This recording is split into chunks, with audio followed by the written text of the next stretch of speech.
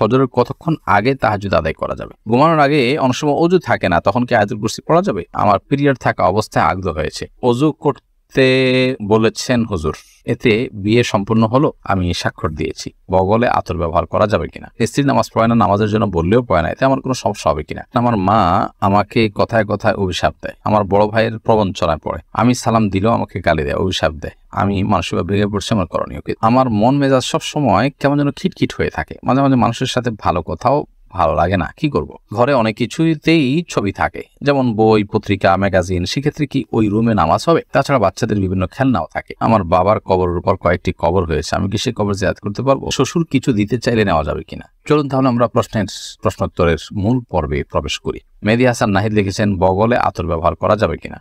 আতর যে কোনো জায়গায় ব্যবহার করা যেতে পারে, যদি এসব স্বাস্থ্যের জন্য কোনো ক্ষতিকর বিষয় না হয়, শরীয়তের দৃষ্টিকোণে কোনো বাধা নেই। এমনি মিজানুর রহমান লিখেছেন, স্ত্রী নামাজ পড়ে না, নামাজের জন্য বললেও পড়ে না, এতে আমার কোনো সমস্যা হবে কিনা? আপনার বড়টা যদি দায়িত্বশীলতার সাথে সর্বোচ্চ লেভেলের হয় এবং সব ধরনের প্রচেষ্টা থাকে এবং নামাজ না পড়লে আপনি তার সাথে থাকবেন কিনা সেটা নিয়ে বিবেচনা করছেন, সেরকম বার্তাও তাকে দেন, অর্থাৎ আলটিমেটামও দেন, সবকিছু করেন, এরপর তার যদি কোনো কাজ না হয় তো আল্লাহর কাছে আপনার দায় থাকবে না ইনশাআল্লাহ তাআলা, তবে আপনার চেষ্টা অব্যাহত রাখা উচিত। এমডি শাহাবুদ্দিন লিখেছেন, আমার সন্তানদের আকিকা করা হয় নাই, একজনের বয়স 8, আরেকজনের বয়স 5, এখন আকিকা করা যাবে কিনা? যদি সন্তান শিশুর বেলা আকিকা করা না হয় তাহলে বড়ার পর আকিকা করা যাবে না। নবী সাল্লাল্লাহু আলাইহি ওয়াসাল্লামের আকিকাতে নিজে করেছেন বলে বর্ণনায় আছে।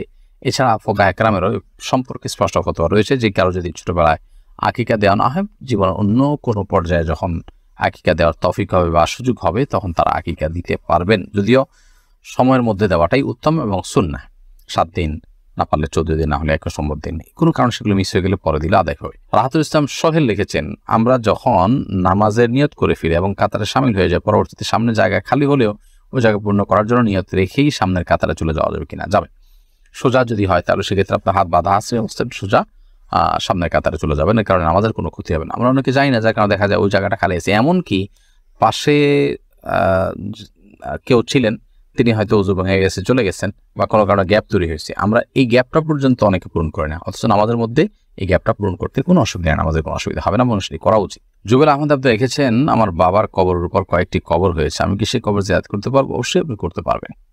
একই কবরে অনেক লোক দাফন হয়েছে, সবাই ধ্বংস অবশ্যই সেখানে আছে বা সবাই লাশ সেখানে মাটি বা গলিত অবস্থায় আছে, কোনো অসুবিধা নেই, আপনি সেখানে জিয়ারত করবেন।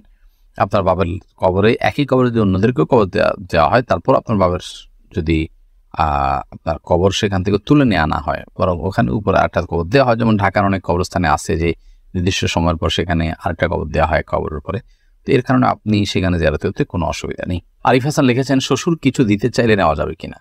একটা হলো যে সামান্য গিফট, খুব সামান্য যদি কোনো গিফট দেয় তাহলে সেক্ষেত্রে সেটা নেওয়া যেতে পারে। যদি সামান্য গিফট না হয়, যদি বিশেষ কিছু এমন কিছু দেওয়া হয় যেটা আসলে যৌতুকের পর্যায়ে পড়ে, খুব গুরুত্বপূর্ণ কিছু, খুব আপনার দামি কিছু, তাহলে সেক্ষেত্রে আপনার অবশ্যই আমাদেরকে খেয়াল রাখতে হবে যে আমরা সেরকম মূল্যবান কোনো কিছু যেটা যৌতুক হতে পারে, যদিও হাদিয়া, গিফট ইত্যাদি বলে দেওয়া হয়, কিন্তু যেহেতু মূল্যবান কিছু সাধারণত শ্বশুরবাড়ি থেকে দেওয়া হয় যে এটা যৌতুকের অংশ হিসাবে দেওয়া হয়, সেই কারণে সে বিষয়ে আমাদের সতর্ক থাকা উচিত এবং সাবধান থাকা উচিত। বন্যা মির্জা লিখেছেন, আমার মন মেজাজ সব সময় কেমন যেন খিটখিট হয়ে থাকে, মাঝে মাঝে মানুষের সাথে ভালো কথাও ভালো লাগে না, কি করব? আপনি কোনো ডাক্তার দেখাতে পারেন, সাইকিয়াট্রিস্ট দেখাতে পারেন, মানসিক কোনো ডাক্তার দেখাতে পারেন, সেই সাথে আপনার এই অবস্থা থেকে উত্তরণের জন্য যদি আপনার মনে হয় এটা হঠাৎ করে হয়েছে, আপনি রুকিয়া বা ঝাড়ফুঁক করাতে পারেন, কারণ অনেক সময় ব্ল্যাক ম্যাজিক অথবা দুষ্টজনের উপদ্রবের কারণেও কিন্তু মানুষের মধ্যে এই ধরনের সমস্যা তৈরি হবে, তাই সেই চেষ্টা আপনি করতে পারেন। এমনি শাহাদুল হোসেন লিখেছেন, আমি প্রস্রাব করে টিস্যু ব্যবহার করার পর উযু করার সময় আমার মনে হয় পেশাবের রাস্তার মুখে পেশাব চলে আসে, তবে পুরুষ লিঙ্গ দেখলে কোনো পেশাব দেখতে পাই না, এক্ষেত্রে করণীয় কি? এটা অনেক সময় মানসিক জাস্ট একটা ওয়াসওয়াসা, কুমন্ত্রণার কারণে হয়, একটা বিভ্রান্তির মধ্যে মানুষ থাকে। তো এটা দূরের জন্য নবী সাল্লাল্লাহু আলাইহি ওয়াসাল্লাম আমাদেরকে বলেছেন যে ভিজা হাত দিয়ে ঠিক ওই জায়গাটাতে কাপড়ের উপর থেকে আমরা পানি ছিটা দেওয়া দিই, যাতে করে সংশয় দূর হয়ে যায়, যেগুলোকে পানিই মনে হয় যে আমি পানি দিয়ে ছিটা দিলাম, কারণ এই জাতীয় সংশয়গুলো আমাদের আমল ইবাদতকে অনেক সময় ধ্বংসের দিকে নিয়ে যায়, নামাজে মনোযোগ হয় না, সময় নষ্ট হয়, এগুলোকে পাত্তা দেওয়া উচিত না। তবে এর বাইরে পেশাবের সমস্যা থাকলে তো অবশ্যই পেশাবের ডাক্তার দেখানো উচিত। শিলা আক্তার লিখেছেন, ঘরে অনেক কিছুতেই ছবি থাকে, যেমন বই, পত্রিকা, ম্যাগাজিন, সেক্ষেত্রে কি ওই রুমে নামাজ হবে? তাছাড়া বাচ্চাদের বিভিন্ন খেলনাও থাকে। বোন শিলা, ঘরে বিভিন্ন আসবাবপত্রে যদি প্রাণের ছবি থাকে তাহলে সেক্ষেত্রে সেই রুমে, বিশেষ করে এটা প্রকাশ্যে যদি থাকে টাঙানো ইত্যাদি, তাহলে সেখানে নামাজ পড়ে, যেখানে নাই সেখানে নামাজ পড়া উচিত। অথবা ওখানে নামাজ পড়তে হলে সেটিকে যথাসম্ভব ঢেকে কোনো কিছু দিয়ে চাপা দিয়ে তারপরে বা ড্রয়ারিতে রেখে তারপর নামাজ পড়া উচিত। না হলে এটি মাকরু হবে। তবে সেখানে আসলে নামাজ হবে না এরকম না, নামাজ হয়ে যাবে। আতিক রহমান লিখেছেন, আমার মা আমাকে কথায় কথায় অভিশাপ দেয়, আমার বড় ভাইয়ের প্রবঞ্চনায় পড়ে, আমি সালাম দিলেও আমাকে গালি দেয়, অভিশাপ দেয়, আমি মানসিকভাবে ভেঙে পড়ছি, আমার করণীয় কি? দেখুন, মায়ের সাথে বিনয়ী থাকতে হবে এবং ভদ্রোচিত আচরণ করতে হবে, নরম থাকতে হবে। মা যদি কোনো অন্যায় করেন তারপরও সেটাকে প্রতিবাদ করা, প্রতিরোধ করা বা অন্যদের সামনে যেরকম আমরা রিয়েক্ট করে থাকি সেটি করার সুযোগ নেই। এজন্য এটা আমাদের মাথায় রাখতে হবে। মা যদি অন্যায়ভাবে আপনাকে অভিশাপ দেয়, কেউ তাকে ভুল বোঝায়, তাতে আপনার কোনো ক্ষতি হবে না। আল্লাহ সুবহানাহু ওয়া তাআলা কোরআন কারীমে পরিষ্কারভাবে জানিয়ে দিয়েছেন যে ওয়ালা আজ্জালুল্লাহু আশআজারাহুম বিল খাইরি লাকুদিয়াল আমর। যদি মানুষকে আল্লাহ তাআলা ভালোটা চাইলে যেরকম সাথে সাথে দিয়ে দেন, কেউ যদি বদদোয়া দেয়, খারাপ কিছু আল্লাহর কাছে চায়, এটা যদি সাথে সাথে দিয়ে দেন তাহলে মানুষ শেষ হয়ে যেত। আল্লাহ চেষ্টা করেন না। যদি রাগের মাথায় দিয়ে থাকে অথবা অন্যদের পরিচিত দিয়ে থাকে, ইনশাআল্লাহ সেই অভিশাপে আপনার কোনো ক্ষতি করবে না। প্রীতি ইসলাম আপনি লিখেছেন, আমার পিরিয়ড থাকা অবস্থায় আগ্ধ হয়েছে, ওযু করতে বলেছেন হুজুর, এতে বিয়ে সম্পূর্ণ হলো, আমি স্বাক্ষর দিয়েছি। পিরিয়ড অবস্থায় আগ্ধ হওয়াতে কোনো অসুবিধা নেই, ওযু কোনো জরুরি ছিল না।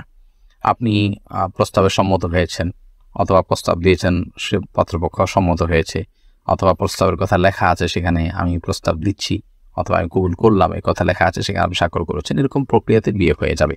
আর যদি মুখে কিছুই না বলেন, শুধুমাত্র স্বামীর ঘরে স্বামী, স্ত্রীর ঘরে স্ত্রী আছে, আপনি নিশ্চয়ই সিগনেচার করুন, তাতে বিয়ে হবে না। এখানে স্পষ্ট বলতে হবে আমি প্রস্তাব দিলাম অথবা আমি কবুল করলাম, এর মাধ্যমে বিয়ে সম্পাদন হবে ইনশাআল্লাহ দিন, এবং পিরিয়ড থাকার কারণে এর কোনো ক্ষতি হবে না, অর্থাৎ বিয়ের আগ্ধ সম্পন্ন হওয়ার কোনো ক্ষতি হবে না। মোহাম্মদ আব্দুল্লাহ আপনি লিখেছেন, জান্নাতে যাওয়ার জন্য কিছু আমলি কথা বলুন। জান্নাতে যাওয়ার জন্য ঈমানকে শুদ্ধ করতে হবে, শিরক মুক্ত করতে হবে, তাওহীদকে মজবুত করতে হবে, ৫ ওয়াক্ত নামাজকে সর্বোচ্চ গুরুত্বের সাথে আদায় করতে হবে, এবং সেই সাথে বান্দার হক যতগুলো আছে, মানুষের অধিকার, অন্যান্য প্রাণীদের অধিকার, সেগুলো আদায় করতে হবে, সুন্দর আচরণ করতে হবে, হালাল উপার্জন করতে হবে। এই বিষয়গুলো মোটা দাগে জান্নাতে যাওয়ার জন্য সহায়ক।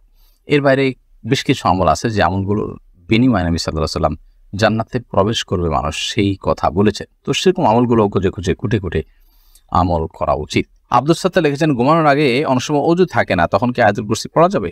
অবশ্যই পড়া যাবে। আয়াতুল কুরসি পড়ার জন্য ওযু করা জরুরি না, মুখস্থ তেলাওয়াত করতে হলে ওযু আবশ্যক না, বিধায় আপনি অবশ্যই ঘুমানোর আগে ওযু না থাকলে আয়াতুল কুরসি কেন 3 কুল কোরআন কারীমের অন্যান্য সূরাও আপনি পাঠ করতে পারবেন। মোহাম্মদ রাশিক শাহরিয়ার লিখেছেন, ফজরের কতক্ষণ আগে তাহাজ্জুদ আদায় করা যাবে? ফজরের ওয়াক্ত হওয়ার ঠিক আগ মুহূর্ত পর্যন্ত তাহাজ্জুদ আদায় করতে পারবেন, তবে সেটা যতটা আগে হবে, বিশেষ করে রাতের 1/3 ফজরের ফরজ নামাজের অন্তত 5-10 মিনিট আগে হতে পারলে ভালো হয়, কিন্তু ফজর নামাজের ওয়াক্ত হওয়ার ঠিক আগ মুহূর্ত পর্যন্ত আপনি সেটি পড়তে পারবেন। ইউটিউব চ্যানেল সাবস্ক্রাইব করতে ভুলবেন না।